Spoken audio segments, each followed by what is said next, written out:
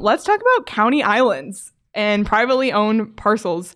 I did not know what a county island was until last week. Oh, I knew what a county island was, but I didn't know, how it might factor into this until somebody suggested it to me.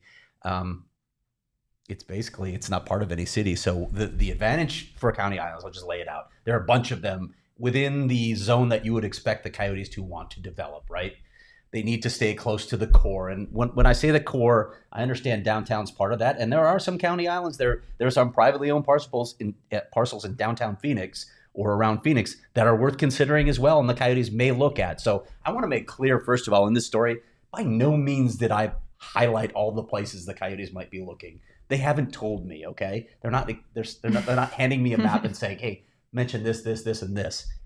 You have to explore these privately owned parcels, first of all, to find out if the owners even want to sell. Sometimes there are complications where it's multiple owners, so you've got to finagle that. It's difficult, obviously. If there are a handful of owners, you've got to figure out what works for all of them, and the deal becomes more complex. But I think it's something to consider in Phoenix. In Tempe, I know it's not technically Tempe, it's a county island, but there are a couple that are basically Tempe. I mentioned Oceanside, which would be insane. And there are county islands elsewhere.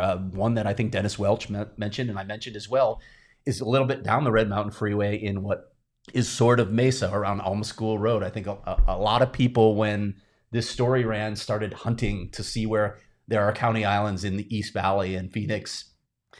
And there are a lot of them. So we'll have to wait to see how that plays out. Again, the advantage here is no public vote.